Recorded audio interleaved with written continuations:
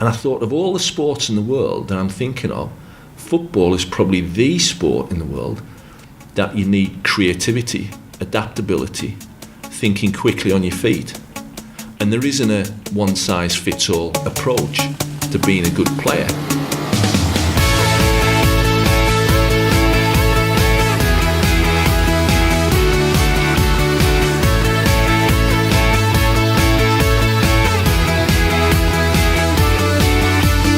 Welcome to the Liverpool FA podcast. Our aim is to provide regular insight from a variety of experts to help you in your own football journey. We'll do it through interviews, roundtable discussions, and by linking to other resources to help support you. For more information about each episode, just tap the album art, which will provide you with more about our guests and links to further content. Welcome back. We've had a few weeks off, so thanks for your patience in getting this next episode out. In this episode, we speak to Cliff Olsson. Cliff is a senior lecturer in sports coaching at the University of Central Lancashire, and he's also a coach mentor for the FA. Cliff and I had a wide-ranging conversation and delved into topics such as the role of the coach, critical thinking, and reflective practice. Cliff is a learner on the UEFA B at the moment and was kind enough to share some of the work that he's been doing within his grassroots club around the identity of the club and how his coaching philosophy fits within that. So we think you'll enjoy this one, particularly if you're a coach on the Level 2 or UEFA B. Just an update on the last episode that Amy Price was kind enough to record with us. As promised, Amy's CPD session down at Surrey FA earlier this month was videoed by our colleague Pete Augustine, and Pete was kind enough to send me the video, which I've now put up on YouTube. So you can find that one by searching for Amy Price Video Game Design Surrey FA on YouTube, and we'll link that one up in the show notes as well. So a few more updates for you. Over the coming months, we've got a number of events at Liverpool FA that you might well be interested in if you're in the local area. So on the 10th of April, we have a free CPD event around planning and effective delivery. That's at the County FA. On the 9th of May, we've got a mentoring adults course, again at the County FA. On the 17th of May, we've got a event around pre-season training. And we're delighted to announce that on the 31st of May, we'll be having Pete Sturgis, our National Foundation Phase lead, coming down to Liverpool to make his debut, who'll be delivering a CPD event around the England DNA Foundation Phase. So plenty going on, and all those can be booked onto via liverpoolfa.com. That's all for now, so we hope you enjoy this one with Cliff Olsson. Okay, Cliff, great to see you. Thanks to you, Jack. Thanks for coming on, and typically we've just spent the last hour catching up. I know, we should have recorded that. I know we should have, yeah. It's been good. It's great to see you again, and it's been a while now, but I was really keen to get you on to discuss your experiences of coaching, coach development, mentoring, and the research that you're doing up here at Central Lancs. So, yeah, University of Central Lancashire. Yeah, so before we start though, the wristband... right to play. Right to play, yeah. Tell us how that came about and the kind of story that led to you having one of those wristbands that I don't see too often anymore. Well, as I'm sure you're aware, sort of my life has been dominated by sport, and particularly sport development, and the role of sport in making a contribution to what we might call wider social agendas. I got involved with the agency Right to Play, who are based in Canada, who in effect use sport as a development tool to support global development, some of the global development agendas. And a number of years ago, I wrote a module which is still running here at the university called Sport for Development and Sport for International Development. And it's an opportunity, and it's one of only a few modules, I think, in the countries that's delivered, looking at how sport can make an impact on the lives of millions of people living in developing countries. And so it tackles issues around poverty, HIV, all these sort of issues. And sport and the agency Right to Play are such an organisation, a global organisation that uses sport to tackle those agendas. And as part of that project, we now take students from the University of Central Lancashire to Zambia to work with an agency called Sport in Action. And they work in some of the most disadvantaged communities on the planet, primarily using sport to engage young people to promote health key messages, life skill messages around HIV, sexual health, gender equity. That's a really interesting project that I'm involved with. Yeah, he's still involved now with them? Very much so. Yeah. More with sport in action in Zambia. And in fact, just this morning, I've been booking the flights for our students next May. We've booked all their accommodation, and they go out there for 3 weeks to work on a project in a place called Kabwe, which is just on the margins of the Copper Belt. And then at the end of 3 weeks, we take them down to Livingston, where they see the falls, the Victoria Falls. They do a safari.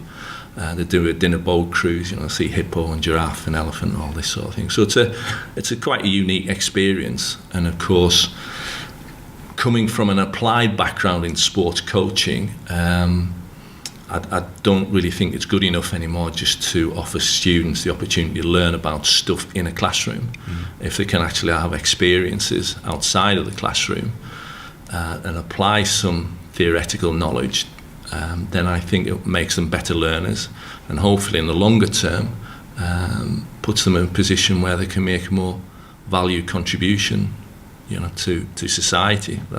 I know those are lofty ideals, but if we don't aspire to those lofty ideals within education, then what are we aspiring to? Yeah, good point.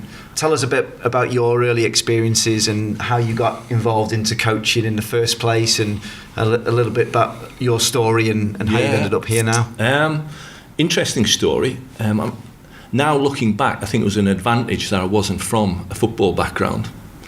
That's not to say I didn't enjoy football. I played football like most young lads in the northeast because there wasn't a lot else to do really. We weren't really into cricket. So I played lots and lots of football with a lot of mates. But coming from that area, there was a lot of good footballers. So it was always very difficult to get into even your school football team.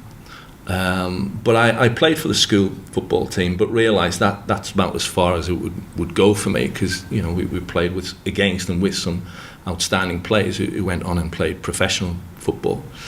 But around the time 77, 78, I was only about 11 or 12 or something, and the World Table Tennis Championships were on, and I was inspired by these table tennis players. I thought they were dynamic, exciting, and the thing with table tennis, it was immediately accessible because all youth clubs had table tennis tables, and in fact I had quite a large dining room table. So me and all my mates played table tennis on our dining room table. That you were popular with your mum. God, yeah. So we tended to do that when my mum and dad were out at work, and we had tournaments, we played around the table, vases and all sorts. I still don't think she knows the number of ornaments I smashed. What did you use for a net? Oh, books. Books, absolutely. Books, absolutely. And we really got into table tennis. And fortunately, there was a local table tennis club nearby, and me and a good mate of mine, still really good mate of mine, joined the table tennis club. And within a relatively short period of time, we were playing, county table tennis. And then by the time I was 16, 17, 18, we were playing men's county table tennis, and we were some of the best players in our county. And then that moved on to playing National League and playing around a circuit of tournaments. And so table tennis was my sport. And I didn't have any coaching initially. In fact, no coaching, if I was absolutely honest. I just played against better players, and I played in different environments, on different tables. What were those different environments? Well, some environments were in sports halls, some environments were in pubs. There's a shady room upstairs where some 3 old blokes who've been playing table tennis for 25 years and they've had hard bats all their lives would play up in that really dark room. So how would you have to adapt? There was nowhere to run back to, so you had to play really close to the table. Some of the lighting was, you could hardly see the ball. It wasn't just adaptation of the environment, but the guys you would play against had different types of bats, hard bats. We had sponge bats, and the ball would be doing different things depending on whether it had pimples out, or long pimples, or short pimples, or hard bat. Tell us about the pimples. Is that the surface of the bat? Yeah, the surface of the bat. Yeah. So depending on the type of surface that the person who's playing against you would then be dependent on what sort of spin came over the other side of the net. So you had to adapt all the time. And of course the variance of the way people played was phenomenal. And people that we might say couldn't walk and chew at the same time, who were brilliant table tennis players, I was always, if you asked them to catch a ball, they couldn't do it. Put them on a table tennis table with a bat, and they were phenomenal. And so there wasn't a model of a good table tennis player. I couldn't walk into a room and say he's a good player because he looks like this. You really didn't know until you started playing them. Did you know that at the time then? So you were 18, did you say, when you... Not really. That was just the way it was. But by the time I did get to 19, 20, and I started to look at all these different variants of table tennis players, and some of them, like Desmond Douglas, played table tennis. He was number one in England at the time, one of the top 12 in the world. He literally would stand virtually on top of the table. And everything technically that you knew about table tennis, that would be the worst place in the world to stand, yet he was one of the best players in Europe. So why did he do that? Because he played his table tennis at school. The table was back up against the wall and there was no run back at all, so he had no choice. So I started to think, well, how on earth do you coach table tennis when you haven't got a prescribed model to coach against? And because I was a half-decent player, more and more people wanted me to coach them. Because the assumption is, good player, good coach. Well, I didn't know the first thing about coaching. Well, what do I know about coaching? So I went on your level 1, level 2 coaching courses, and they give you sort of a framework to work with. And it was that framework that I began to realise that all they are giving you, and this is where I give the English Table Tennis Association at the time, what they were called, a lot of credit, is they recognise that there isn't a prescribed model of coaching, and you've actually got to work with what you've got. And you've actually got to utilise the skills, abilities, aspirations, motivations of those players, and you've got to work with that. And to be able to do that, the skills that you actually need to develop isn't about the knowledge of the game. It's actually having strong interpersonal skills, being adaptable, because I might coach somebody in a room that is too small for the sort of activities I want to do. Their style of play might not fit with the way I would like to play or even like to coach them. The bat that they use might not offer them the opportunity to topspin the ball. So what's the point of me really showing them how to topspin the ball? So all the time I had to adapt what coaching knowledge I did have, or knowledge about the game, to fit the requirements of the environment and the performers. And also I learned a really, really clever trick, and this is a completely pragmatic trick, is that because I knew I had limitations in my coaching, I wanted to get paid, and I wasn't sure if I was good enough coach to actually improve these performers. But one way I could guarantee to improve these performers is tell them, now when I look back, I'll be honest with you, I think it was more conning them to believe that they were improving. So as long as I could lead them towards a place where they believed they were improving, they would actually improve. What method did you use to do that?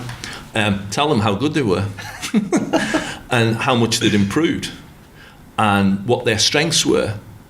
And of course, I realised even at 19, 20, 21, if you continually keep providing positive, constructive feedback, at worst, they'll be motivated.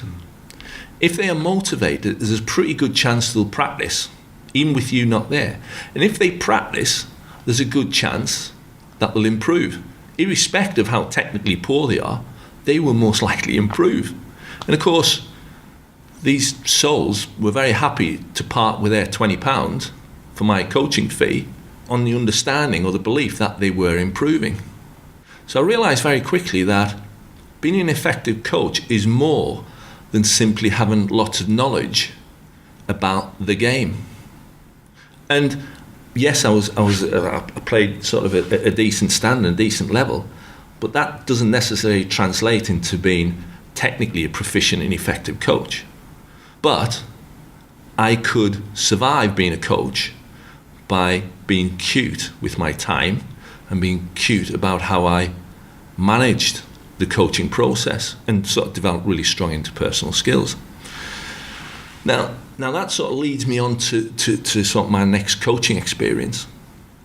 And because after a while I realised coaching table tennis is not going to make me a millionaire, and it's not going to make me particularly famous, and it certainly won't attract the women. So here we go. Table tennis is not really the game life lesson for all of us. I think so. So I thought, well, football is a little bit more sexy than table tennis. There's a little bit more money in it, and it just so happened the table tennis club that I was playing for at the time, actually, their facility was located at Sunderland Football Training Ground.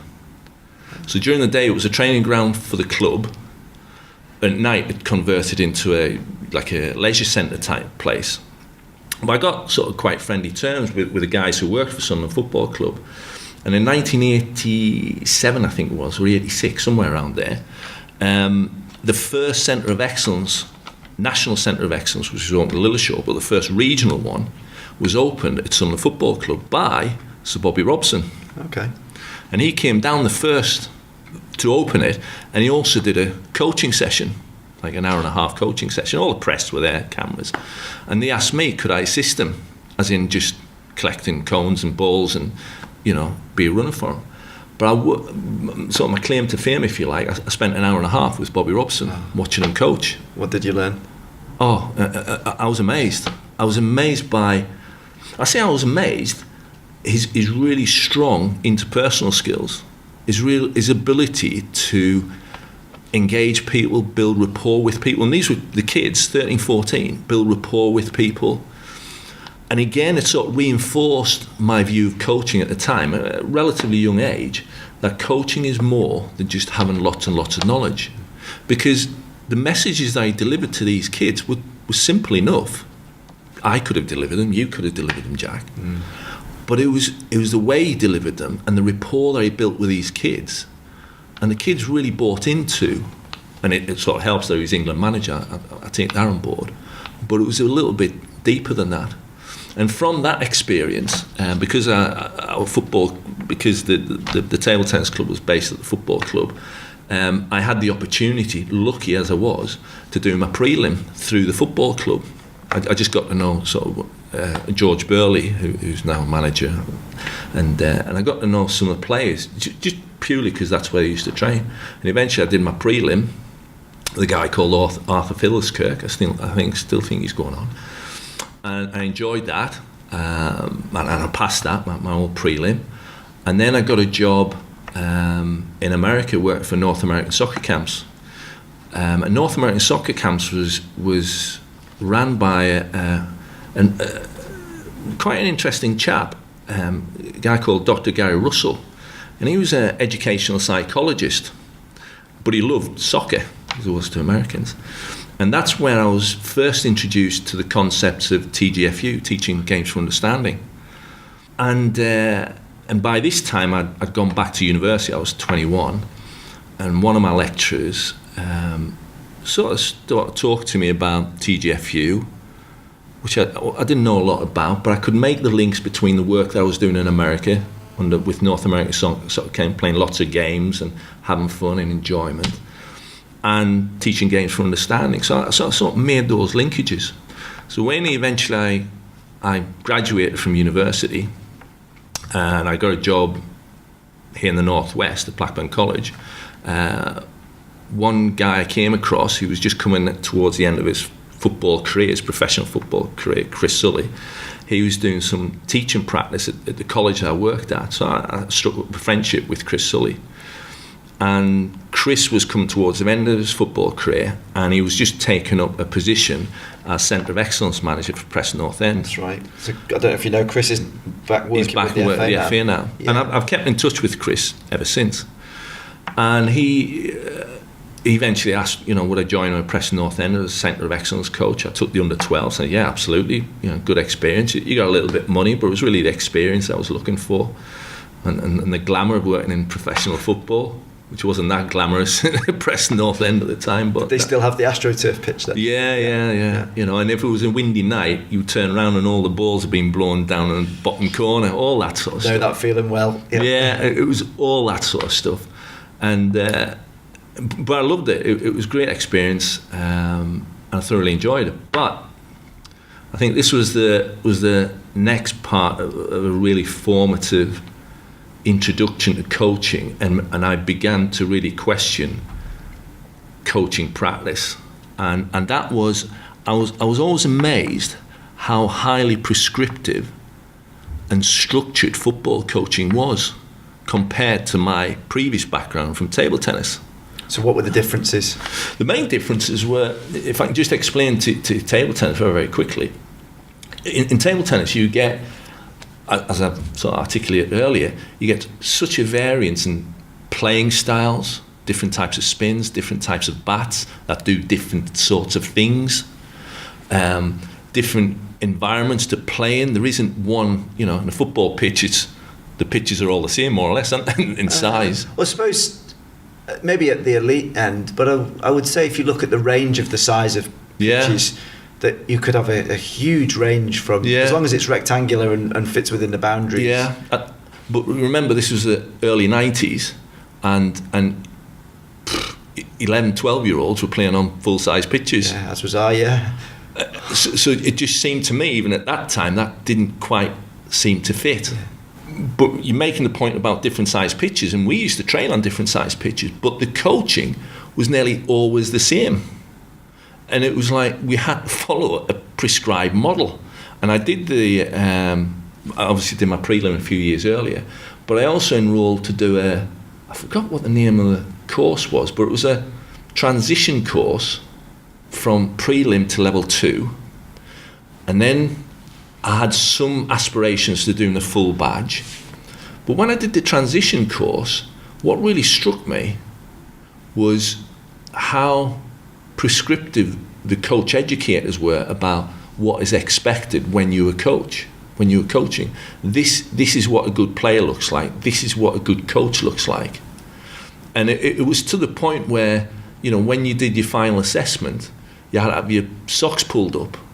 You had to have these key points. You had to have certain starting positions, and they had to be what they said realistic. And often, if you deliver a coaching session, they would say, "Oh, that's an unrealistic starting position." And that always amazed me, because I thought, well, do you watch football? The number of goals I've seen, they're calamitous. I've seen goalkeepers throw the ball into their own net, so how can you say that's not a realistic starting position? But the thing that really struck me compared to my earlier experiences, certainly in table tennis, was how prescriptive and structured football coaching was. And I thought, of all the sports in the world that I'm thinking of, football is probably the sport in the world that you need creativity, adaptability, thinking quickly on your feet. And there isn't a one-size-fits-all approach to being a good player. Yet here we are, we've got coaches that are presenting football in a one-size-fits-all, in a real clear model. And this is how you defend. This is what you do in this position. This is what you do in that position. And I struggled a little bit with that. I really did struggle a little bit with that. And of course, you know, being a novice football coach as such, the opportunity to challenge those approaches was a dangerous game, because potentially you're undermining your colleagues or the head coach. And that's where I was incredibly fortunate, because Chris Sully was not of that mindset at all, and I had a real opportunity to often question him, sometimes even to the point he might even say interrogate him on bus journeys when we were going off to, you know, a game in Sheffield or a game in Carlisle. And it was those times on the bus or in the car or wherever, when we used to have long chats, and I would like to think his development also was enhanced by those chats, because I know mine was. And then eventually he moved to Blackburn Rovers, and I went with him, and I worked with Alan Irvine. And again, really fortunate again that interrogating and questioning Alan about why they do what they do, and wouldn't it be better to do this, and why can't we do that, they never really took offence. Because there is a danger, isn't there, that, you know, who are you, Cliff? Yeah. How many games have you played in the Premier League or something like that? But they weren't like that at all. And I think certainly Chris, I think, welcomed the challenge, because all he'd known in football was other football people, and there was an environment where everybody agreed with everybody else. Whereas here's me, come from table tennis, and some stuff just didn't stack up. So were table tennis ahead of the game, do you think? Looking back, yeah, I think they were. Yeah. I think they were. I'm not sure if that was by accident or design, but I think they were, because I think my experience from football, and I'm not sure if it's just this country, because of the status and the amount of money that's in football, I do sometimes wonder if they are continually striving for the holy grail. So they want a one-size-fits-all simple answer that if we follow this process, we'll produce a world-class winning team. And I sometimes wonder if they want it in a formula, you know. And the number of formulas that I've seen come to our shores, you know, 4v4, 9v9. Well, it's part of a package, but it's not the answer. I know what we'll do. We'll go and watch Ajax. This is 20 years ago. We'll watch them and see what they do. Well, we'll do all the cover stuff, you know. So that's the answer. We'll do all the cover stuff, you know. Dancing around cones. Right, great, right. Where do we go now? Well, I know what. We'll go to France. They won the World Cup in '98. They've got Clairefontaine. Let's do what they do in France. All right, okay, that hasn't quite worked. Well, who now? Well, we'll go to Spain. We'll go to Spain. Tiki-taka football. That's it. That's what we'll do. We'll follow that. All right, okay, that hasn't quite worked. Where now? Oh, Germany. That's what is Germany doing? And it's trying. And I do sometimes wonder if they're trying to find a one-size magic pill that will problem solve all the issues that we might have in football. Is that part of the wider kind of hack culture that is prevalent today? I think so. It could be. I mean, you know, my other passion as well is that linkage between culture and sport and culture and football. And this is probably, we'll save that for another podcast in a couple of years' time, because you know because my master's is in sports sociology and history. I'm very much into the, you know, play up and play the game. That's and right. How has that led to the type of football cultures we have now? And of course, coming from the northeast, Newcastle and Sunderland, the biggest crowd pleaser on a Saturday afternoon, apart from a goal, is the centre forward clobbering the centre half. Yeah, and that's definitely something that I've learnt a lot since we first met, probably the best part of a decade ago now, when we were first started educating coaches together. So I do want to pick your brains about that, but maybe another time.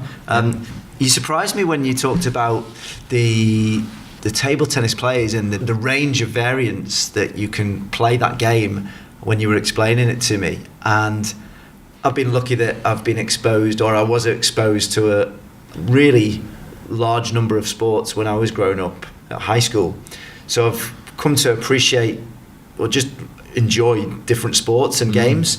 And this is purely theory of mine, but I'm pretty convinced that if you take the rules or the laws of football and you look at the objective of the game, it's an invasion game, you're manipulating a spherical ball, and the only things that the outfield players can't use to manipulate that ball is their arms and hands. Yeah. And then if you look at how unrestrictive the laws of the game are, where people can go, the freedom that they've got on the pitch, that's led me, the more I've thought about it, to come up with this belief that football is the most complex of all sports. Absolutely. In terms of the skills that it demands of those who play it. So when you talk to me about the table tennis players having a wide variance, it leads me to think back of how many different ways there are to play the game and how many different styles of player that you are, you know, even just watching local park game on a Saturday or Sunday morning and just looking at all the different shapes and sizes that you see, certainly at around 13, 14, 15, and see how even just their body type and their physicality shapes the way in which they play the game. Well, you now looking at football with the same eyes I came to look at football, because you're absolutely right. Yet the way we coached it, and it has improved a hell of a lot, don't get me wrong, but the way we coached it was quite prescriptive, not terribly dynamic, and we expected, I think, players to fit in those boxes. This is the way you head a ball, this is where how you finish, this is where you put a cross in, this is where you put the cross in. I'm going, well, you know, for every time you show me how to do it, I can show you another 10 ways that it's been done differently in professional football even. So you mentioned things have changed a hell of a lot. What are some of the things that you've seen that have changed? I think there's a recognition now, which is good because it's moving in the right direction, that just by allowing players, kids, to explore, try things, experiment, take risks, they can actually find solutions to quite complex problems. The problems are not just problems as in how do I kick this ball straight, but the problems are how do I get the ball to X when Y is in between us. So it's a cognitive issues as well. And developing skills like flexibility, being able to adapt, being able to change your mind very, very quickly are really important skills that people need to develop. If you just consider for one moment, I think generally kids are very good at this anyway. I mean, certainly when I played football when I was a kid, we used to, depending on the number of kids that turned up, would determine the size of the pitch. Depending on the type of players that turned up, would determine the type of rules that we applied so what would example to the be? game.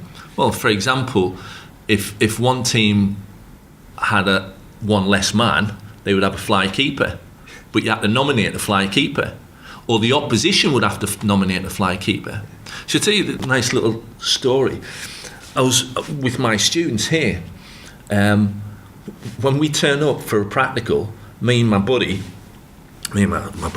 fellow lecturer, we turn up about sort of 15 minutes before the session, set up the gate, and then we get a couple of basketballs up, and we start shooting hoops and, you know, round the back and doing, you know, layups and doing all sorts of stuff. Our students are still sat outside watching us, messing around, okay? And I'm thinking, well, why aren't they down in the hall messing around and shooting hoops and playing crossbar challenge and, you know, until the session starts? I play football every Wednesday night, and I probably bring down the average age of this group by about 20 years. I mean, the youngest one apart from me is about 62. It's not walking football, walking good. but it's not far off. If I tell you I'm like the Ryan Giggs, that'll tell you how slow everybody is, okay? But the thing that really strikes me about these guys in the 60s is they make the rules up depending on the number of players that turn up that particular night. It's just recreational football. And they determine the size of the goals. They determine what rules they're going to put in. They'll say, right, it's 2-touch for the next 5 minutes, or they'll say, Jack, you're on 2-touch, and you're on 2-touch. And I'm thinking, yeah, they've grown up in a world where literally they would turn up with a ball. And they've grown up in a world where they've had to work out where to play. That part of the street they can't play because somebody else is playing on. That part of the football pitch is all boggy and wet. So they've had to adapt, and then they've had to adapt rules and changes and all this sort of thing. And I look at these guys in the 60s, 50s and 60s, and I think, yeah, you have these skills to be able to adapt and change the rules of the game to fit in with what you need tonight.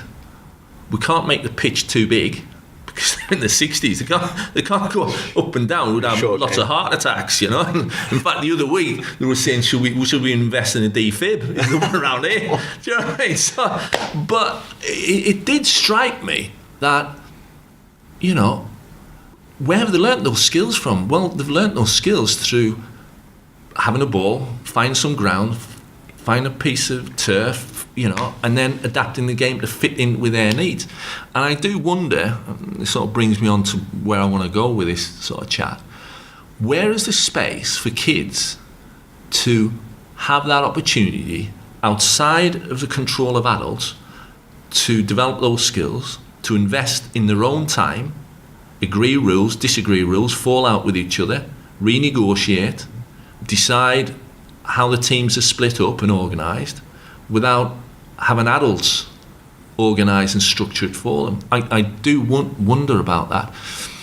And in my role so I work for the FA in the mentoring role, as I'm sure you're aware, I see a lot of kids coming to football training, and I look at these kids, and if I've been at school all day, told what to do, where to go, how to behave, I'm being shepherded around a school that has probably got bells ringing away when I'm allowed to have me lunch, and I've got to put my hand up and go for a wee, and all this sort of stuff. And then I come to football training, and what happens? Somebody else is telling me what to go, where to go, how to behave. So somebody else is now pecking my head on top of what I've had all day. And I do then begin to wonder, well, where is the space for them? Because I play old man's football on Wednesday night, and I would be pretty hacked off if somebody kept stopping me and telling me where to go, where to run, how to do it. I just want to play. I just want to run around and play. I don't want anybody telling me what to do, where to go. I just want to play and score great goals.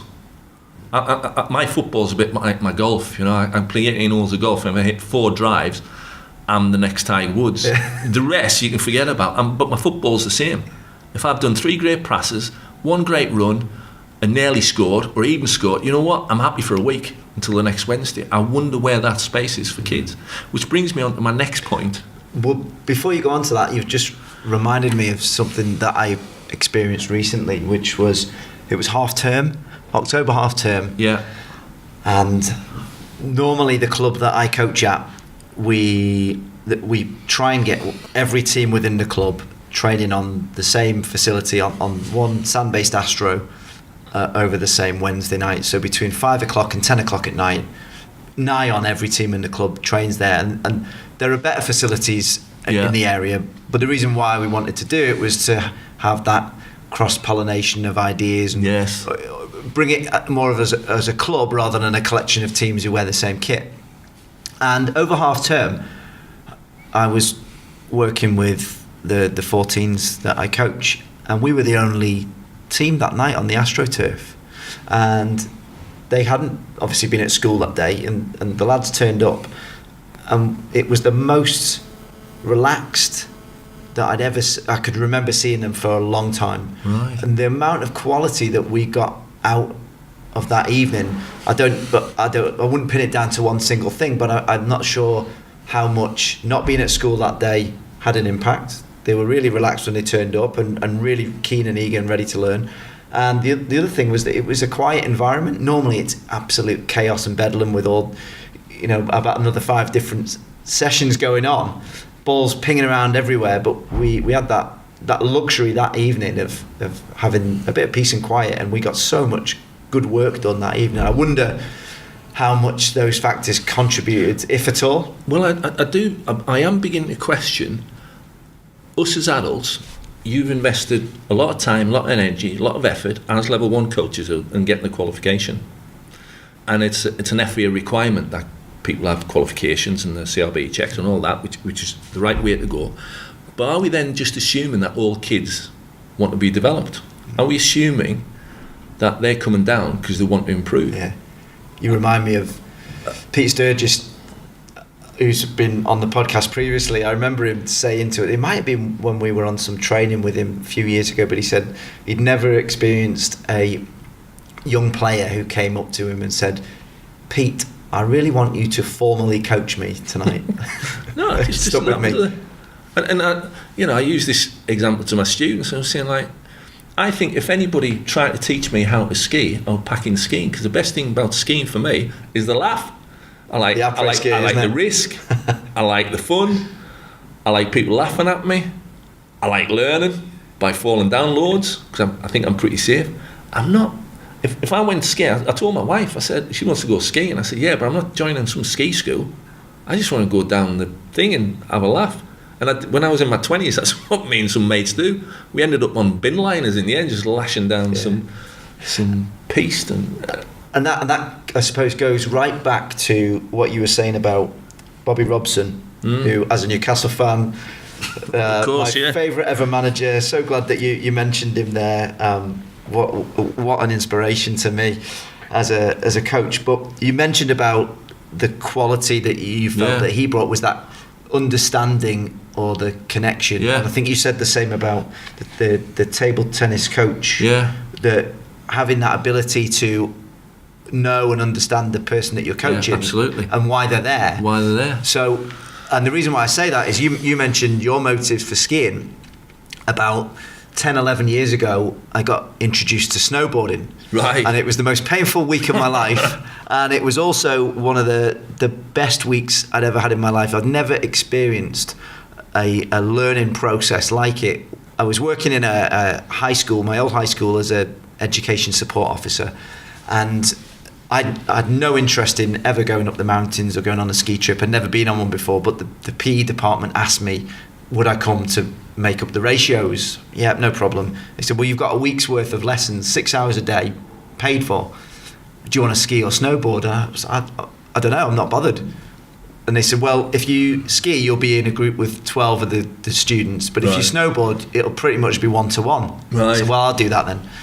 And my instructor, Robbie Marzuki, if he's listening out there, I'd love to connect with him because I owe that guy so much gratitude. It was incredible. And he, I think after a couple of hours, I realised that, well, A, that this was going to be the most painful week of my life, but B, that I could feel the process of improvement, rapid improvement. I mean, he's such a good teacher. One of the first things he taught me to do was how to fall, how to crash, which was a really important lesson then. Of course. And I got absolutely hooked on improving and getting better. So, and I still go as often as I can every winter to this day.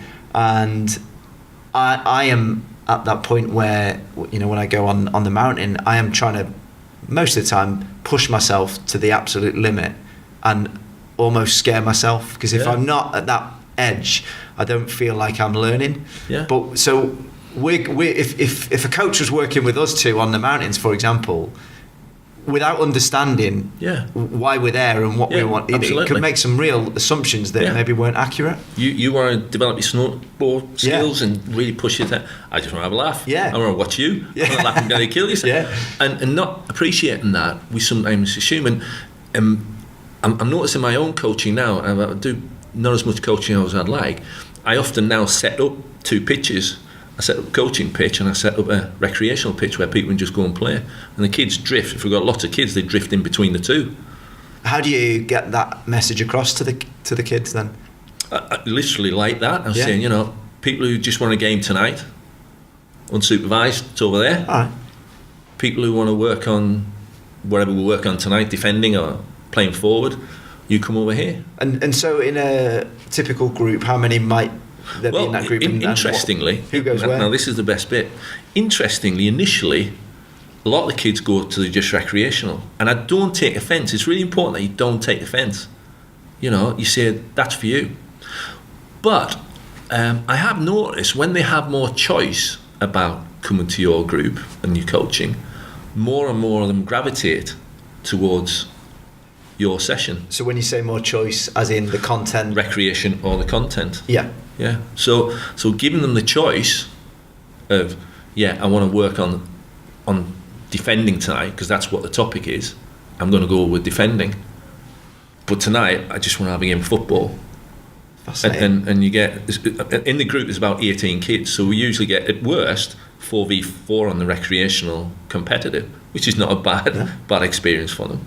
But giving them choices, and I'm going to talk to you about that later, is a real powerful tool to empowering young people. Like everything, there's a theory behind the self-determination theory.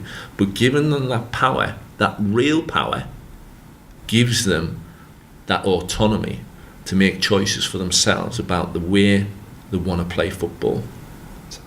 And that to me is more important than saying we give students or players or participants student-centred or player-centred by asking them questions. Well, it's not quite player-centred, is it? Because you've asked the question, you've dictated what the questions are. I mean, how's that player-centred? And you're expecting response. That's not quite player-centred. And I'll talk about that later. So what sort of age group have you tried that? These are about 12, 12, 13. You know, that age when they're starting to get a bit more independent. A bit, they've got their own voice and they want to demonstrate that own voice. And is it always the same players on each pitch? No. And which brings me on to my second point is I've also seen some players, and it was what led me towards this conclusion, that I'll be honest with you, are rude, and they are disrespectful and not very nice kids with the coaches. And these coaches had given up the time. They've often paid to do the national governing body level 1. They've come straight from work. They're harangued by the players. They're harangued by parents. And then some of these kids, quite brutally, quite rude with them. I'm not doing that. It's rubbish. I'm not doing this. It's rubbish and all this sort of thing. And I would be mortified if my children behaved like that to an adult. You know, they don't like maths, but I would not expect them to be rude to the maths teacher at school, or anybody else for that matter, particularly if they're trying to help them. That's what these coaches, in the main, they might be misguided, I accept that, but in the main are trying their very best to allow these kids to play and develop, and they want to improve them, absolutely. And some of these kids are, to be absolutely honest with you, quite rude and not respectful, and you know, and that bothered me a little bit. How do I deal with that? So how do we deal with that then? Well, that's where I take you back to my previous point. Is, well, if all day, Jack, you've had your head pecked by a teacher where to go, how to behave, and what you've got to learn, and this is what you're going to learn, and I'm going to ask you lots of questions, maybe I would be a bit rude. Maybe I would go, you know what, I can't be bothered with this anymore. Just leave me alone. And that's where I'm concerned, that there isn't that space for those kids anymore to just get on with it. So what I'm saying is, it's a double-edged sword here, isn't there? On one hand, we're trying to support and develop these players to inform practices, and the FA, God bless them, have got so many resources and support mechanisms in place to make coaches better, to make the experience better for kids, which is exactly the right thing to do. But at the same time, maybe there is so much investment in the support structures to make coaches better that we forgot a really, really simple aspect about sport, or playing sport, is that play is fun, it's spontaneous, it's independent, and we've sort of nearly over-conditioned it, we've over-commodified it, to use a sociological term, to such a point where we are nearly obsessed with controlling all the opportunities to play, whether that's in the types of practices we do, or who delivers them, what level you've got to be.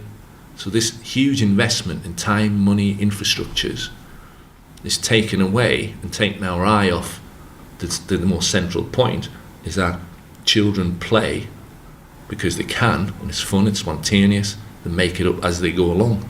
That's what playing is, you know, and we've nearly over-conditioned the systems, and we've taken our eye off that ball. Yeah, I remember John Allpress, who's a former colleague of ours, used to say that, you know, understanding the context in which you work, but when you're working with grassroots young developing players, one of the objectives of the coach is to leave a light footprint. Yeah. So, you know, don't make it all about what we want. Yeah. Actually listen to them and try and help them get to where they want to be. I think there's got to be a reason now. I'm coming to the conclusion more and more.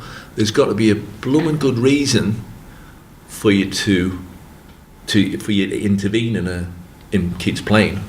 There's got to be a really good reason why you have an intervention. Really good reason. And that's not to say that adults and coaches can't improve performance and can't develop performance and they can't make the environment more fun. But it's got to be tempered against, you know, why are the kids there? And some of the kids just want a bit of independence. And if you think about, you know, the thing I get as a mentor back all the time is about, you know, 12, 13, 14, you know, the kids are starting to get a bit cheeky. Well, yeah, they're 12, 13, 14, they want that little bit of independence. They want that little bit of pushing back and asking the why question, and that sometimes can be an awkward answer. Why are we doing this? Can we not just have a game? You know, and yeah, and I think it sometimes puts coaches, particularly inexperienced coaches, in difficult positions, because our expectations of them as a coach, the expectations of the parents as coaches, that they coach. I mean, I left a football club because parents complained I wasn't shouting enough on the sideline. I mean, that's no exaggeration, you know. So in your role as a mentor then, how are you helping the coaches under your guidance, your mentees? How are you helping them to solve these problems? Right. I'm pleased you use the word problem, because as your previous podcast interviewees have articulated really well, you know, people like Mark Partington and Andy Kale, coaching is incredibly complex and sophisticated process. It would be lovely to have nice, simple, clear answers to all the problems that are presented to you on a Thursday night in Wigan somewhere. But the reality of it's not. There isn't one easy solution to all the problems. So the research that I've been doing, which is really following on from a lot of the work that's already being carried out, and some of it by Mark Partington, when they've identified and tried to analyse what are effective coaches, what do they look like, what are the characteristics, is I'm really interested in, well, how did these coaches become those expert coaches, those coaches who can make lots of decisions with limited information, and sometimes those decisions are different from the week before, even with the same group. So what leads them to develop expertise, if you like, and sort of I've drawn on you know, a lot of literature, particularly around expertise, development expertise, Christine Nash, Dave Collins, people like that, who talk about cognitive skills, thinking through problems. You know, and you probably heard this analogy, you know, cooks and chefs analogies. You know, I'm a cook. You know, I put stuff in ovens and I follow recipes really closely. And if things start going belly up, I'm struggling, because I haven't built up the expertise to really understand what is going on within the cooking regime. The chefs there, they can smell it, they can taste it, they can see it, and they can make judgments based on those elements which might not be quite fitting together at this. And I would say coaches do the same, the expert coaches are the same. They take their information from a whole range of sources and make fine decisions, and sometimes decisions that are perceptual in nature. Give you a clear example. You know, a number of times I go to mentees and I say, "Oh, what are you working on tonight?" "Oh, we're working on passing." Why are you working on passing tonight? She says, "Oh, at the weekend we couldn't pass. Our team, they couldn't pass from A to B, hopeless. So for the next hour, the kids are passing the ball from one cone to another, and that's it." But perceptually, it might be about the support play, about angles and distance, when to pass, where to pass, you know, where are the receiving plays in relation to the ball, in relation to defenders. So it's those broader, more perceptual, cognitive skills that the players need to develop. But the coach's perspective is they couldn't pass. So effective coaches can take meaning from these observations, and deeper meaning.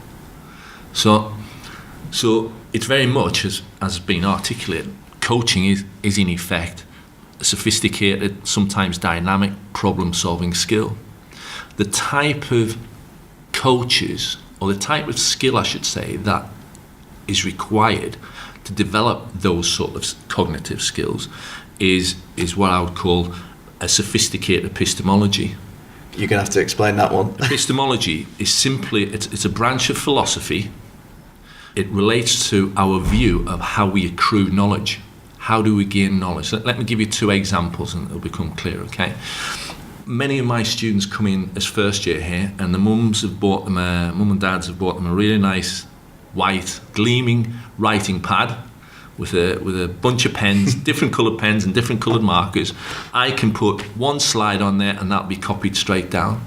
And their understanding of learning is very much rooted in, I'm in a university, I'm sitting in a classroom, I've got my beautiful white writing pad here, there's some nice PowerPoint slides up there. All I need to do is copy what's on there. I have to listen intently to the lecturer or the teacher when I'm out at school, and if I reproduce that information, because if it's up there and it's being delivered by a lecturer, a senior lecturer no less, it must be right. It's absolutely right. So it's, there's no argument, and what we had delivered, a fact. It's absolute. Why am I paying £9,000 for if I'm not going to learn from? Okay, so that's at one end of how people think they accrue knowledge. And has that come from the school system that they've come through?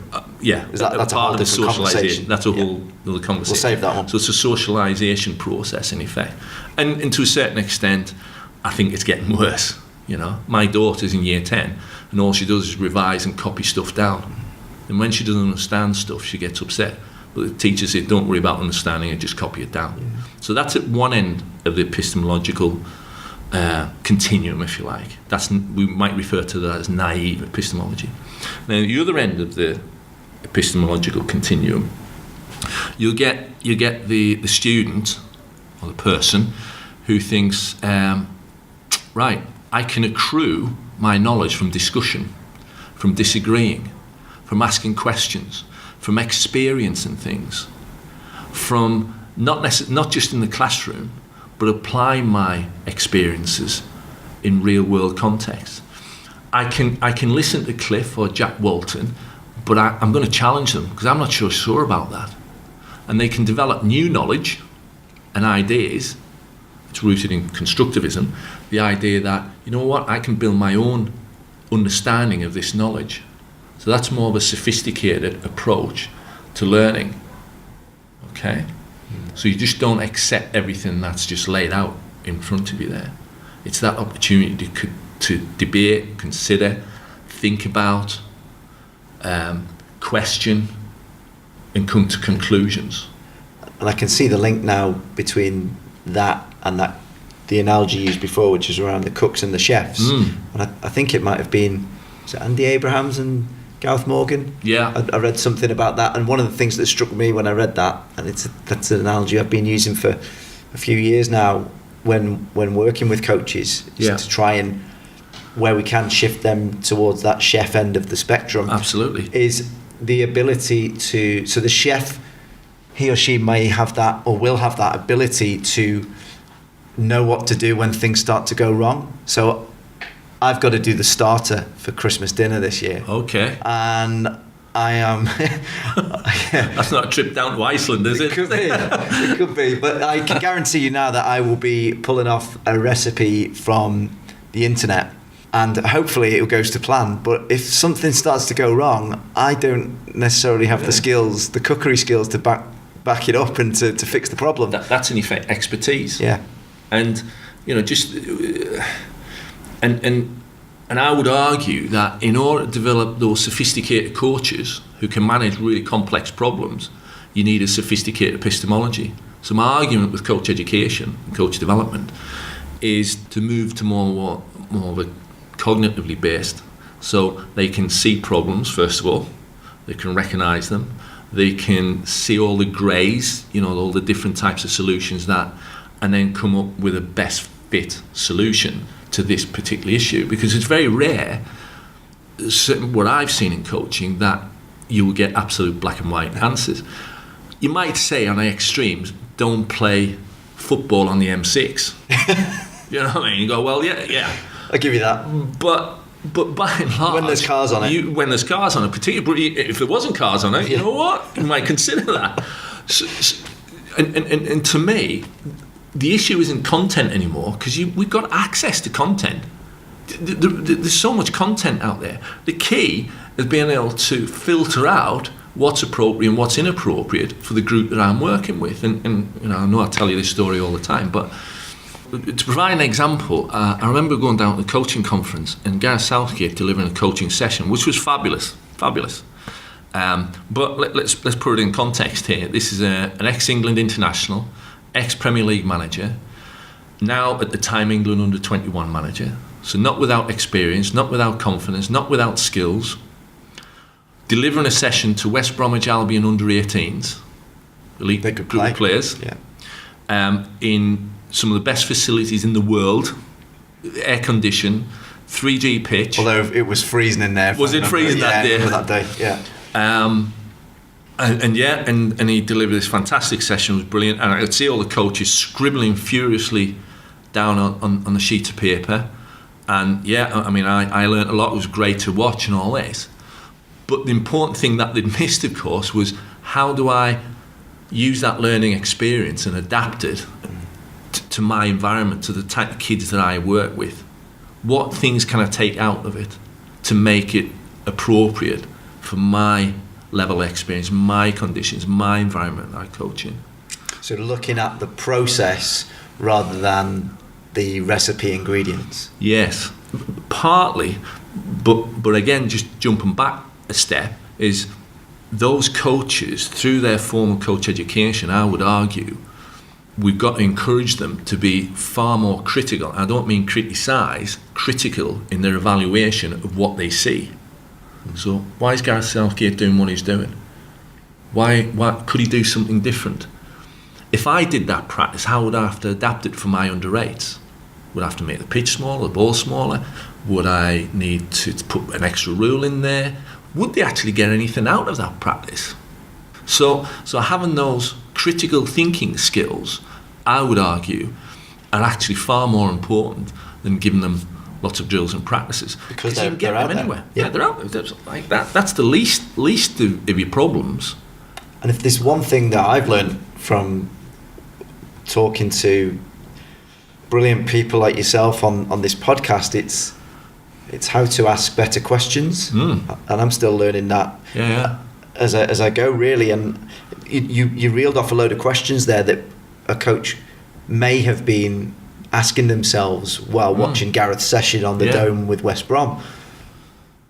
How do we teach that? I think in one of the papers I'm putting together now, I think recognising the art of discussion, the opportunity to challenge, even with your peers, is a really, really helpful way to practice the skills of critical insight and critical thinking. For example, if you see a practice and you scribble it down, have a chat with peer coaches. That could be in the car coming back from somewhere. That could be in the pub. That could be anywhere. And try and understand how you could apply that. And it's a bit like going to the gym, isn't it? You can watch somebody else do a training regime and they look big and strong. They look powerful, but they might, have been going for the last 3 years. They might be under the supervision of a personal trainer. So just because you've seen somebody do that and they look big and strong and powerful, doesn't mean to say you'll become big and strong and powerful if you just do those. And that's where you might need a bit of help, a little bit of discussion, a bit of chat. And that's where I think the mentoring program is quite helpful, because I'd like to think that it's an opportunity to discuss things, to consider things, to evaluate things, wherever the practices are, rather than necessarily mentors giving you lots and lots of practices. Because if that's what mentoring is, and if that's what coach education is, then the FA can save them a whole load of money and just give everybody a copy of the future game. But it can't be about that. So encouraging people to discuss, evaluate. I think Hive has been a decent platform, because I notice Pete Sturgis is on it regularly. I think that's a great opportunity for people to ask questions. I think the coach education courses have got to work a little bit harder or the coach educators, I should say, rather than the courses, got to work a little bit harder in encouraging candidates to be a lot more critical in nature and encourage them to ask the question why. I think there's still an element, and it's partly socialisation element, of on a coach education course, we're going to show you what to do, we're going to do a load of demonstrations for you, and then off you go. So clearly the suggestion is copy that. And I'm not saying don't provide demonstration activities, but they're there for the candidate to become critical of that. And when I say critical, I don't mean criticise. I mean, why are you doing that, Jack? Could you have done this instead? That's what it should be there for, not have a look at us, and if you do this, then you've got a really good chance of passing your level, whatever it is. Yeah, and that's one thing that I've noticed that a lot of our coach educators have been doing really well in recent years, is rather than okay, we're going to do this drill or this game or this practice X. It's actually, okay, tell the story of it. So I was working with my under 10s, and we've been helping them to learn X, Y, or Z, whatever that may be. And this is a practice within a 6-week block of learning that we worked on let's say, pressing from the front, for example. And actually telling the story and giving some context to the reasons why they put that practice on, rather than, here's a practice, have that. Yeah. And telling that story is, I hope, some way goes to bridging those gaps. Yeah. And I think in all the time I've been on coach education courses, not just football ones, I've never had this question: why are you doing what you're doing?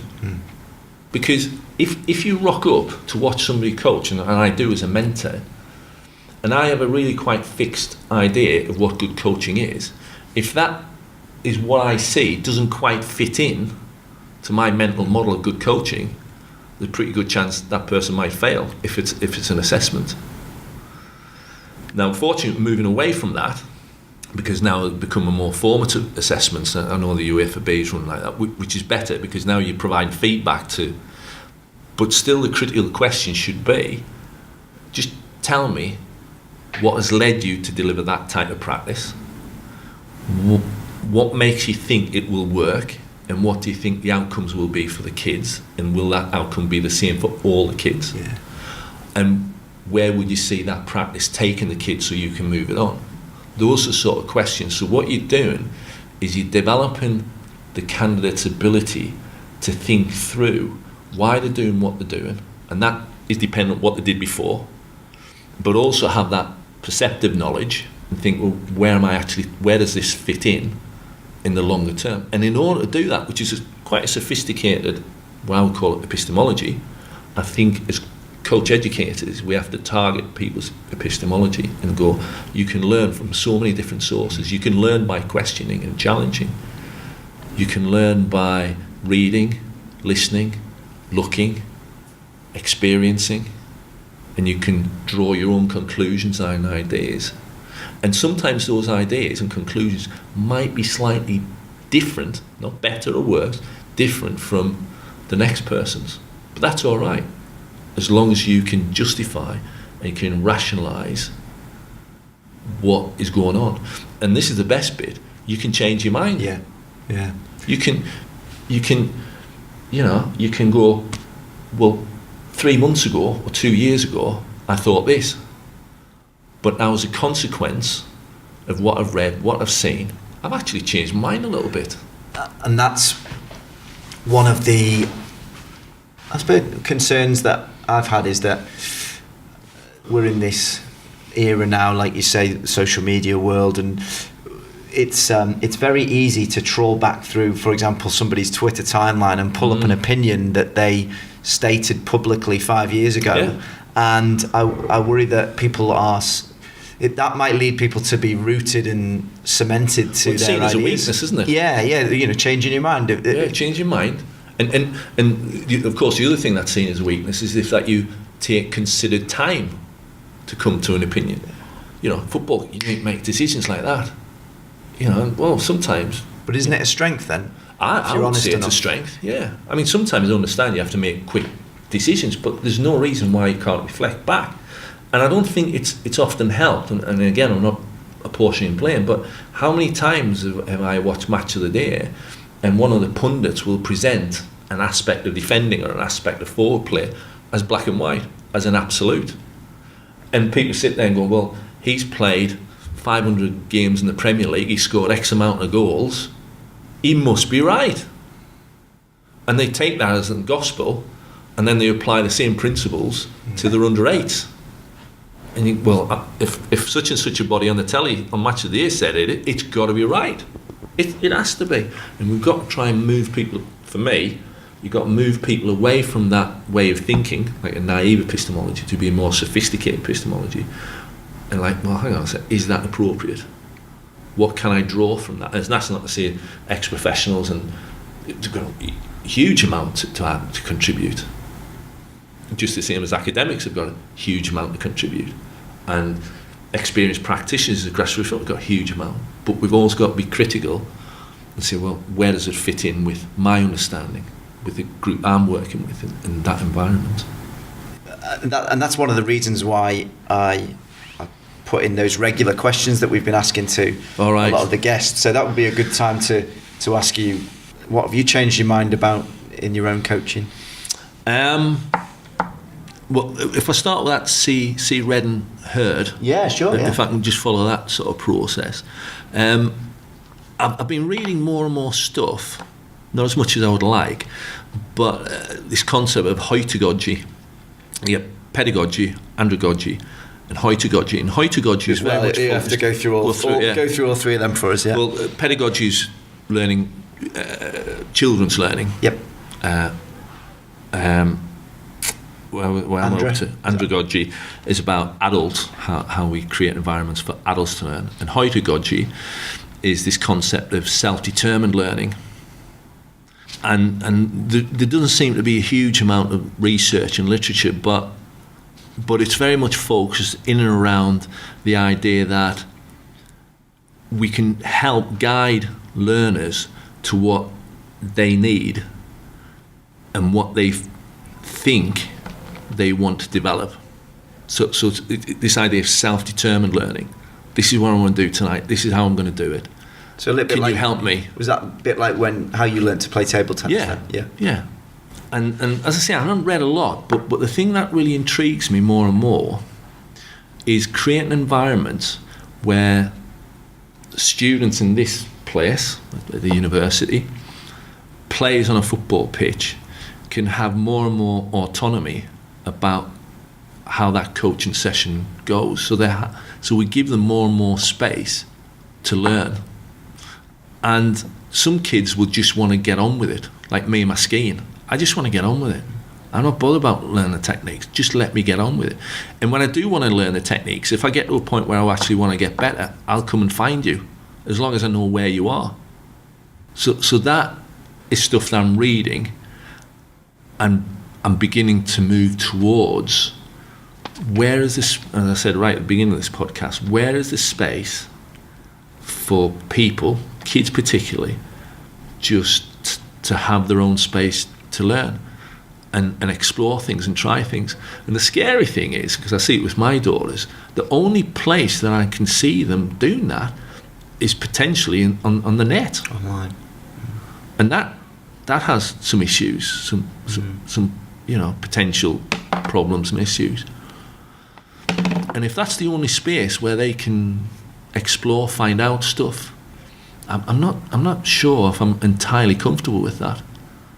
So this idea of self-determined learning, and the idea of giving independence and ownership, real ownership, not asking them questions that I've set up, because that to me is not really self-determined.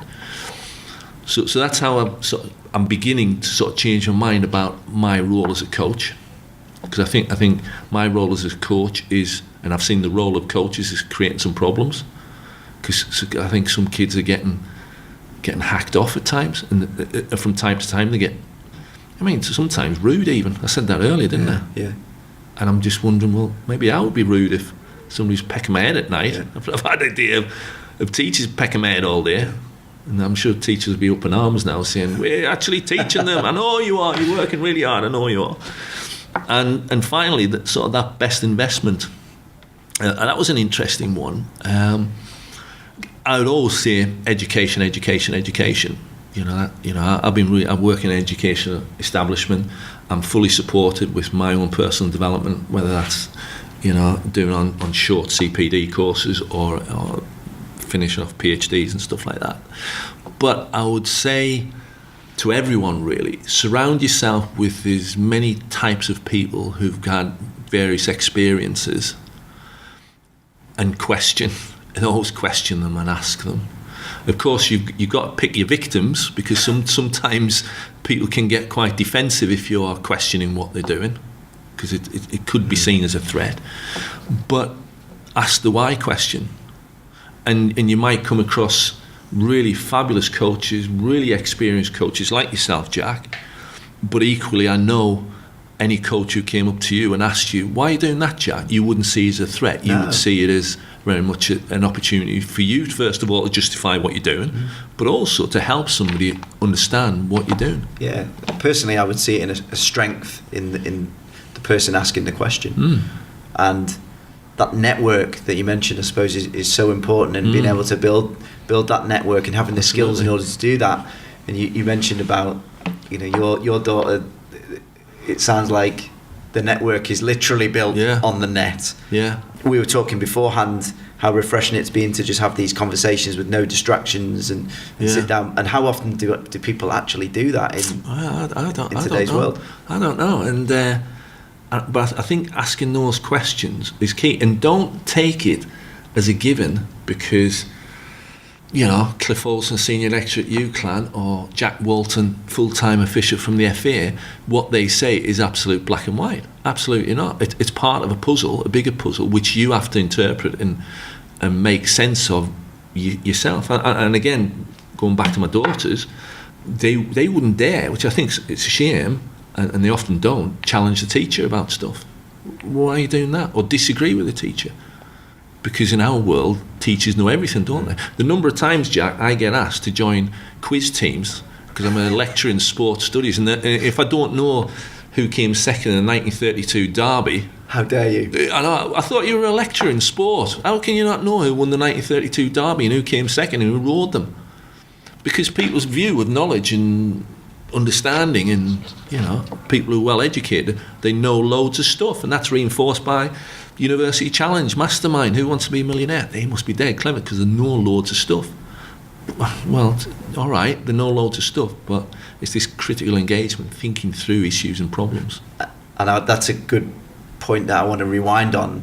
So you mentioned that you're on your UEFA B at the moment as a learner. How has the project of work that you've been tasked with doing, how do you see that aligning with those skills that make up that coaching expertise, if at all? That's a really good question, and I'll be really interested to see what the feedback is from that project, because I think the project, above all else, provides candidates the opportunity to see coaching from their world and their perspective, and I think that's really, really important. So, for example, my project, a significant part has been because the club that I coach at is a club called Mill Hill, and Mill Hill's based in sort of quite a disadvantaged area of Blackburn, and football to those kids and in fact those families and many of the coaches is a real opportunity to accrue status and prestige and show how good they are, because some of these kids probably aren't doing great at school. So a lot of that project has been rooted around the socio-demographics of Mill Hill. It's a mainly white working class area, so seeing how they see football and how important football is to them from that part of the community, and they're very proud of coming from Mill Hill. In fact, I think they have a like under the logo they say that they have a strapline that says pride, loyalty and passion on the badge. Pride, loyalty and passion. And they try and live that. The committee and the coaches try and live that pride, loyalty and passion. So you've got to be proud where you're from. Very important. Loyalty to your team. You never give up. And passion, you're enthusiastic in everything you do. So that to me as a coach becomes a really important part of how I coach, and the values that the kids and the parents and the coaches put by playing football for Mill Hill. You always show loyalty. You're always proud to come from all the kids and all the players and all the coaches are fully kitted up and they wear the badge with honour and integrity. So part of my project in UEFA B has been recognising that for me to be an effective coach in that environment, I have got to buy into those values. And how do they look in practice? How would passion look in practice? For enthusiasm. Example? Yeah. Loyalty. I mean, all the kids turn up every week. You never let your team down. If you can't make a football match, you ring up. It's just good practice, good manners. you don't let I come from a strong working class area, and you never let your mates down. You go to Newcastle matches. Newcastle players have got to work for the badge. They never let the town down. It's the same in Mill Hill. It's about that loyalty to your team, passion, enthusiasm. You never give up. And you're proud of where you're from. You don't hide away and say, I'm from Mill Hill. No, I'm proud to come from Mill Hill. And for me as a coach, recognising those qualities, those values, they're rooted in the demographics of that part of Blackburn, is a really important part of my coaching and the way I deliver it. And and those kids have been socialised in many ways through that. So have you had to adapt your own style of coaching? Not then? really, Oh. because the reason probably why, because it was a team that I mentored, but the reason why I've sort of gravitated towards that club and that team, because I identify with those values, because I come from a sort of white working class area in the northeast, so it was very easy for me to identify with those qualities. So I didn't need to adapt. But my point was, in putting together the project, the assessors, I wanted to make the point that I can put 12 sessions together, whole part whole, and do all that technical stuff.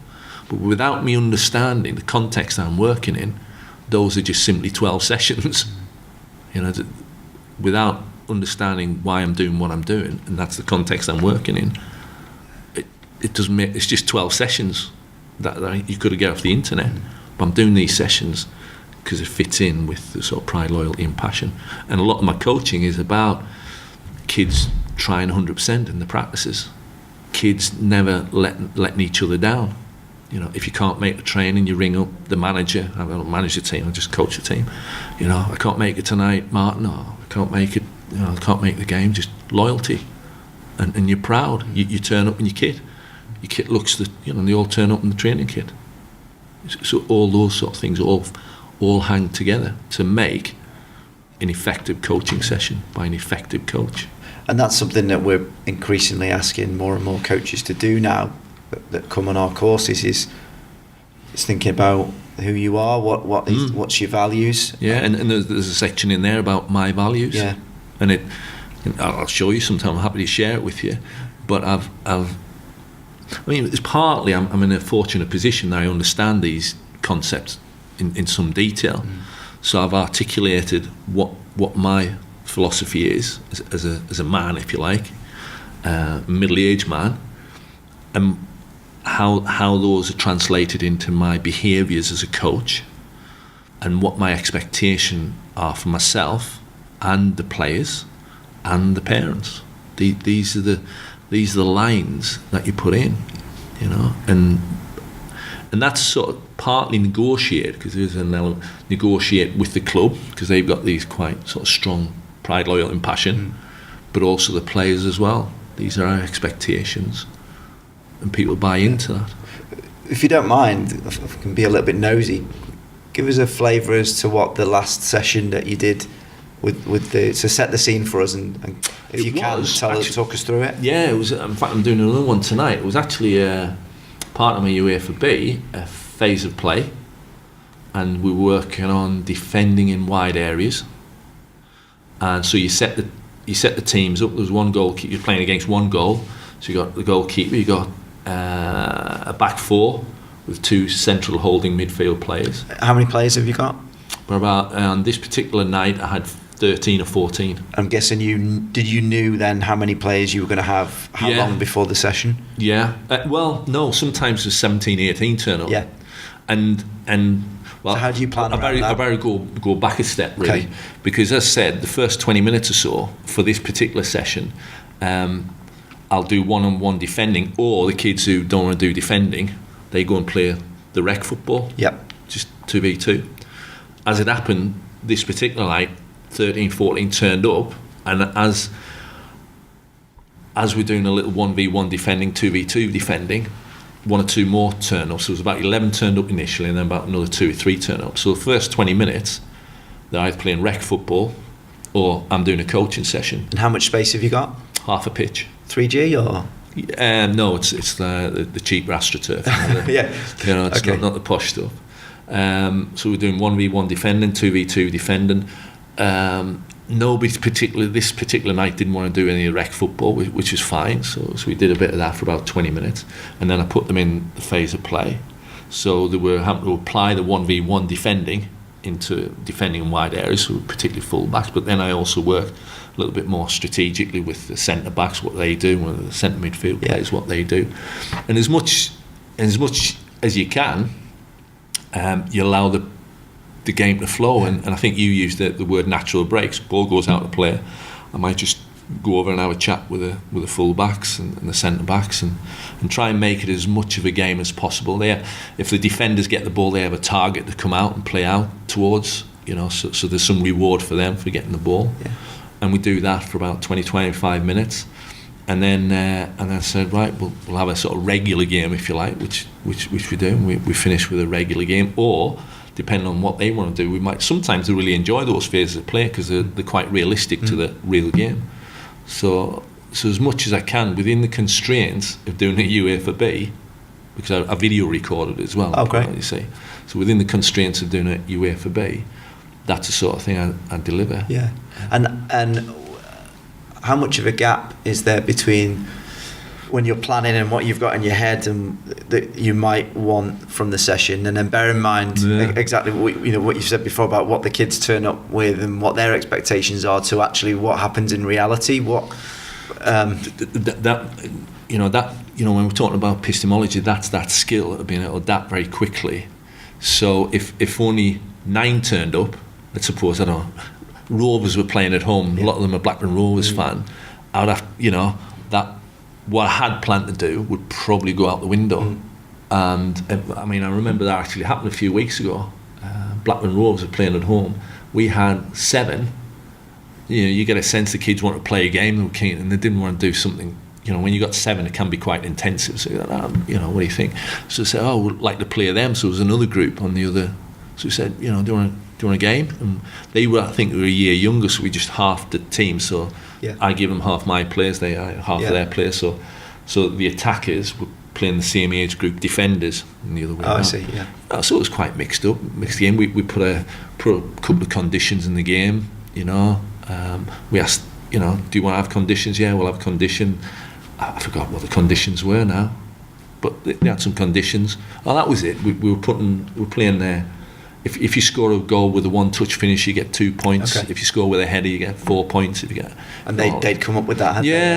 Sort of stuff like that. And you'd make suggestions. What about this condition? Or what about putting Harry there on 2-touch because he's the best player? Can you manage that, Harry? Yeah, I'll have a go at that. So give him the challenge. But let them play football. And that goes back to that skill that you mentioned before about being able to adapt to circumstances. So you've planned for 17, 18 and 7 turn up.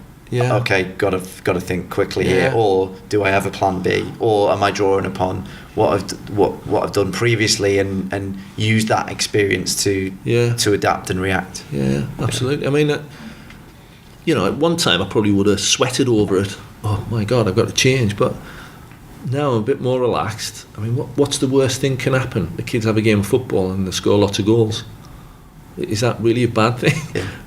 It's balance, isn't it? I use that a lot with balance because sometimes you get from time to time parents complaining that they've just played games tonight. That sort of. So part of it is educating what you're actually doing with them and why you're doing what you're doing. So, as I say, I'm in a fortunate position that I've got like 25 years experience. My concern is for the grassroots coach who's got 2 years experience, and that's why I keep coming back to this idea of epistemology. Is about, it's not good enough for national governing bodies just to furnish them with lots of plans and drills and practices. We have to give them the cognitive skills, the thinking skills, to be able to challenge what they're doing, why they're doing, how they're doing it. So ultimately what you want is, what are you doing, why are you doing what you're doing, what's the reasons behind it, and I think they're justified. I know you've not been around a level 1 course, I don't imagine, for quite a while now, but I suppose you'd be pleased to know that that's the sort of questions that we're now asking coaches on the first day of their level 1 course. So rather than here's 20 games, deliver them one at a time, it's okay, create create a practice or create a game that you think will deliver X, or just show us what you did last time you worked with your players. Give us a snapshot of that, and importantly, tell us why you did it and what you were hoping the players would get out of that practice. That's where the governing bodies are moving towards, and that is exactly right. I mean, I know there's one governing body who have virtually banished drills, and I'm going, no, I'm not a big fan of lines and drills. I'm not, but there'd be a right time at the right place for the right reason. So just saying no drills allowed, you're missing the point really. The point is, know what you're doing for what reason, and there might be occasion when doing a drill, a line drill might be the most appropriate thing, as long as you can work out why you've done what you've done. It's the same as, there might come a time when you can play football on the M6. I doubt it, but allow people to develop those skills, and then you might have a coaching workforce who know what they're doing and why they're doing what they're doing.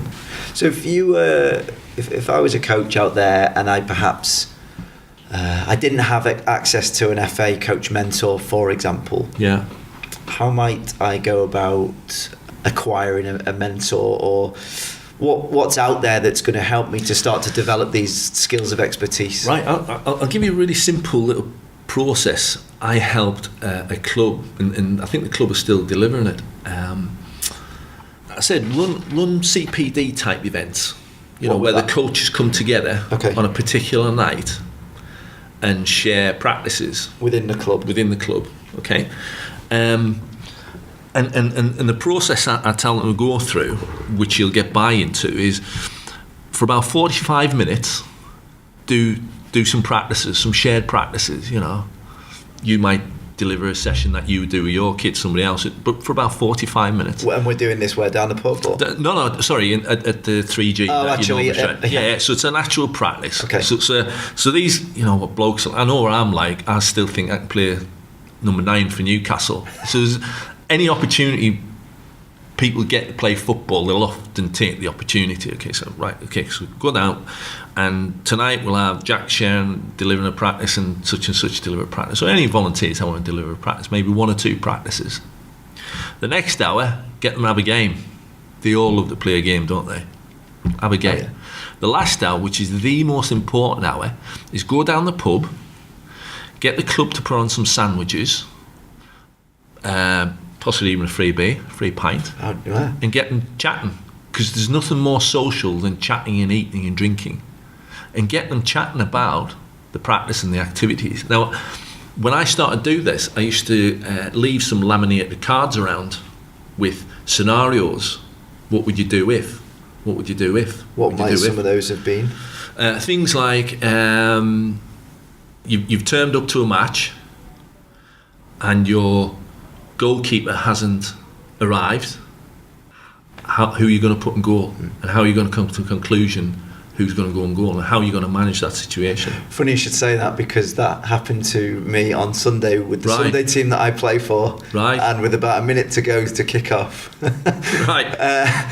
Anthony Smith, who's our development manager at Liverpool FA, comes up to me and says, do you fancy going in goal, Jack? Yeah, 90 minutes. But how are you going to manage it? You're going to say, first of all, you might go through a process of asking for volunteers.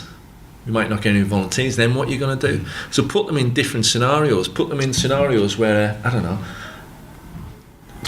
a kid with Down syndrome's turned up to your club. They want to play and they're dead keen. You got a really good team. How are you going to manage that situation?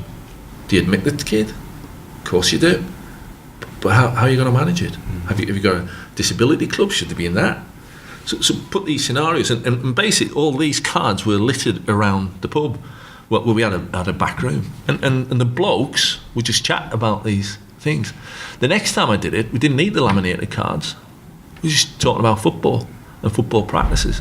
So getting people to chat about football and football practices and how they do things is a really, really powerful mechanism to get people to share and open up ideas about and find challenges in their practice. I've got these kids, they're a riot. They don't listen to a word I say.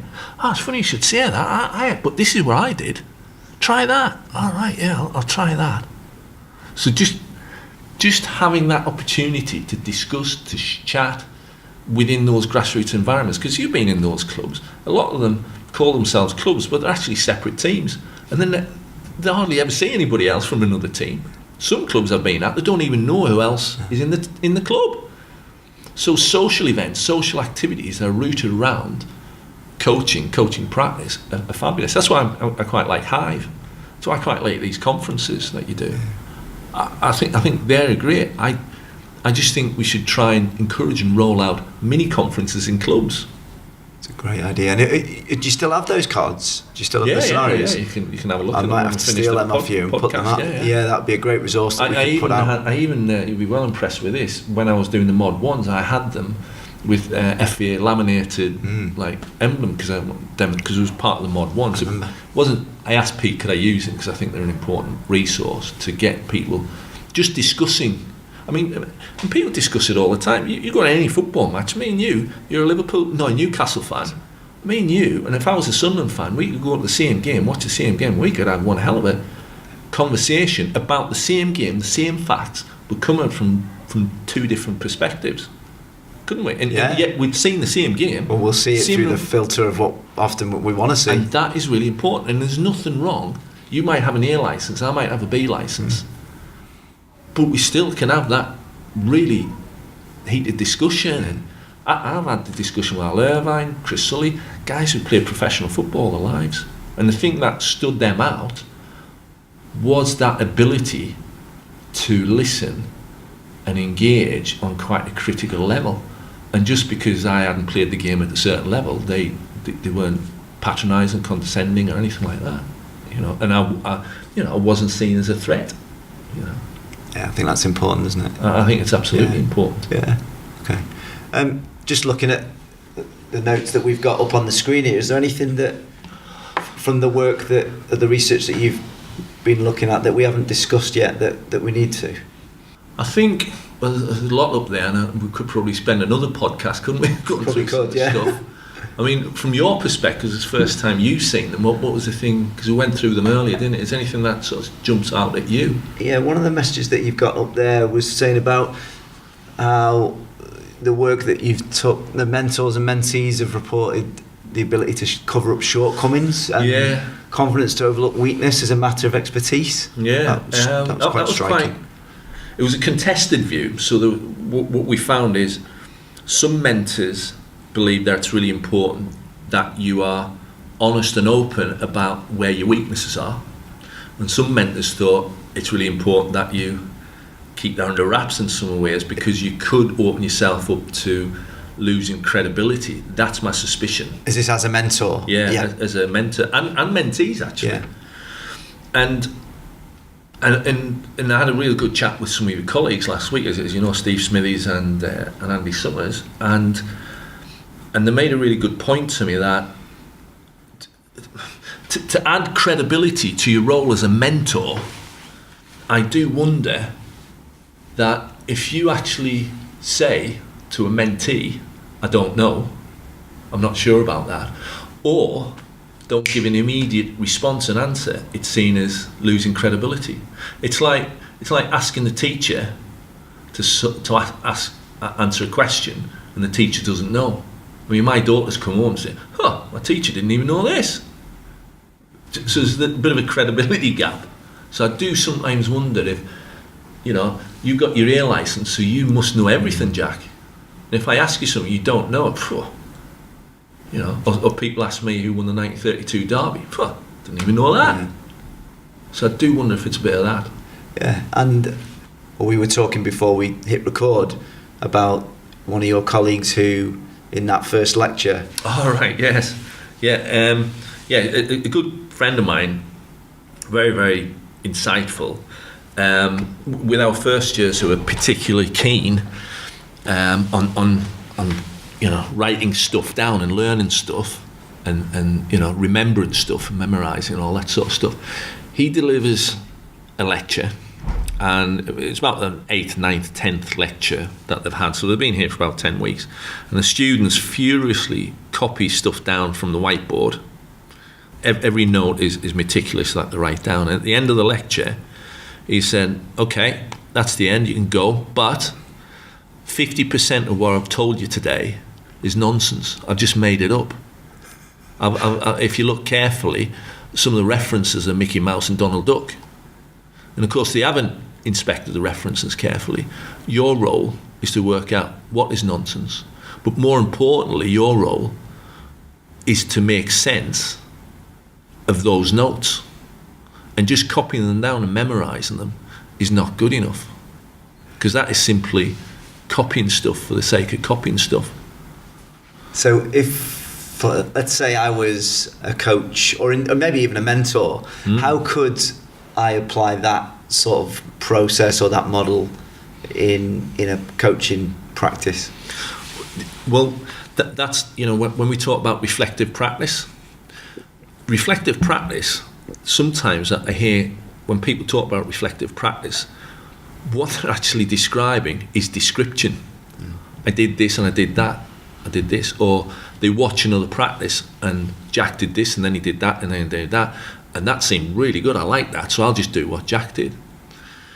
I would argue that when you're watching or when you're in fact coaching yourself, you are reflecting in action. And that comes from other models of coaching reflection, which I'm sure. So as it's happening? Yeah, as it's happening. And that takes experience, I'm not suggesting, this is a shift for a novice coach. It's a real challenge. So the questioning is always about, why am I doing what I'm doing? What makes me think that this will work? What are the potential outcomes of what I'm doing? Now, the coaches with expertise, what they're often able to do is they're able to deliver practices and they can anticipate outcomes, sometimes a lot of different outcomes, and that before those outcomes actually happen, they can amend and adapt the practices very, very quickly. So, for example, really, really simple. You talk to me about planning. Okay, I'm planning for 12 kids tonight, so I get there 10 to 7, whatever. I set the area up really, really quickly, and 27 turn up, right? Very quickly, I've worked out that area is too small. In fact, I might need 2 areas. So it's that reflection in action. I'm working it out all the time. Or I've never seen this group before, and I was told there were under 15s. They're actually under 5s. So wow, I've got to amend. I've got to adapt my session really, really quickly. Okay. Now, taking it back to my colleague who just copied this down. If I was that coach who went through, trawled my YouTube or my high portfolio or my own personal log, I'll do this practice tonight. It tells me how big this pitch has got to be, how many balls I need, how many cones I need. And I've just copied that session. I wouldn't have the skills, those cognitive skills, to work out very, very quickly what changes have occurred as those players are arriving. I've got too many, I've got too few. The bigger than I thought, the less experienced than I thought. They've got higher ability or less ability. So engaging with learning and considering what are the repercussions of what's in front of me has got to be the skill that coaches need to develop. And that's where governing bodies have a responsibility to develop those skills rather than just, filling the wellies full of drills and practices. One of the questions I try and ask myself when I'm creating practices and games is, if I were playing this, how might I bend the rules? Exactly. And taking my colleague's example, as you can imagine, those students go off in a huff. They're really irritated because they've spent an hour copying at least 50%, which is nonsense. But the point is they'll come back next time and they'll engage with the content. They'll think about the content as it's being delivered. That's an important lesson. It's absolutely important lesson. I sit in rooms like this and I deliver something and I don't get a question back. So my thing is, well, have they engaged with it? Because if they haven't, then they're clearly not thinking it through. And often my worry, and you've been there, haven't you? If there's no questions come back, then I think, right, and we're concerned here if they've engaged with it. And that might be partly my fault, and I accept that responsibility. Maybe the way I've delivered this has not been the most effective way to generate questioning, inquisitive minds. Or I'm making assumptions that because, a colleague of mine says, do I have to teach for you to learn? Well, then you're putting all the responsibility on the teacher, on the lecturer, on the coach. It sounds like that would be a good skill to try and develop even in our players. Absolutely. Is to try and get them to ask why and to encourage them to question. Absolutely. I mean, clearly, Jack, you're taking this in a different direction again, but it's an extension of, because, and this is where, I mentioned about hoitagogy. I think it's absolutely critical that we get players to ask the why question and challenge. That's an uncomfortable place for coaches to be, because it could be construed as being cheeky, could be construed as challenging the coach. And that's what I was saying earlier. Sometimes I see kids not with the skills, and sometimes they're quite rude. And I think, is that boredom? Are they fed up getting the head pecked? Or maybe it's just deep frustration that they want to challenge, but they haven't got the skills to challenge. Because at school, that's the last thing you do at school if you want to get on at school, because otherwise you might get sent for detention. So these are the issues that I'm sort of considering. And one of my friends always says, when a few years ago, when England, I think it was 2007 or something, England were playing a World Cup match against Croatia. I'm sure many people remember it. Qualifier. Qualifier. Yeah. And Croatia had a man sent off. England were losing 2-1. And McLaren was the manager. Right. Remember the umbrella scenario. Yeah. And one of our best players, supposedly one of the best players in the world, was looking over the bench to know what to do. They were against 10 men, they were losing 2-1, and they needed clear instructions from the manager what to do. I'm thinking, well, where's the independence of thought there? Is it just one way, black and white? This is what you must do. So I do begin to wonder, this whole infrastructure about coach education and coaching that puts so much emphasis on coaches, level 1, level 2s, and there's an expectation, because you are qualified, because you've got all that knowledge, it's your role to tell all those players what to do. And sometimes we get that from the parents as well, don't we? Oh yeah. You got your A licence, you got your B licence, we pay £20 a month, coach my kid.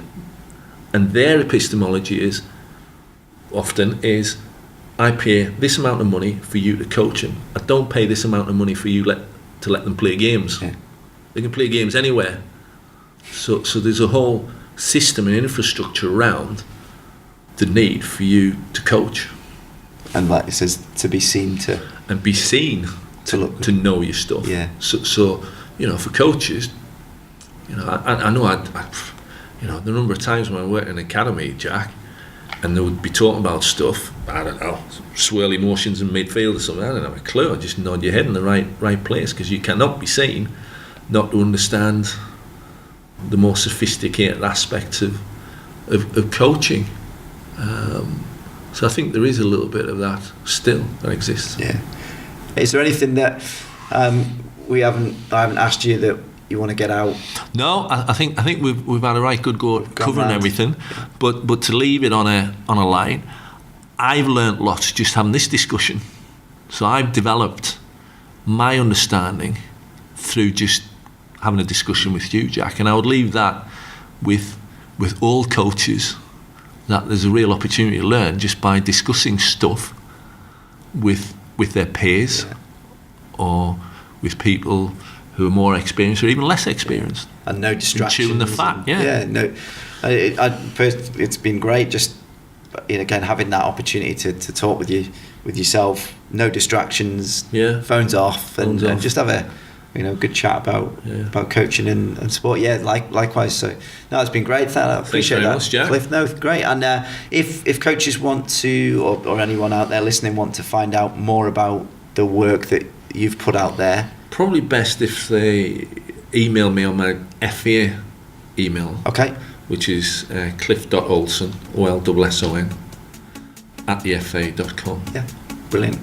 Great stuff. Well, that sets us up for a nice part 2 at some point in the Super. future, Cliff. Look forward to it. Great stuff.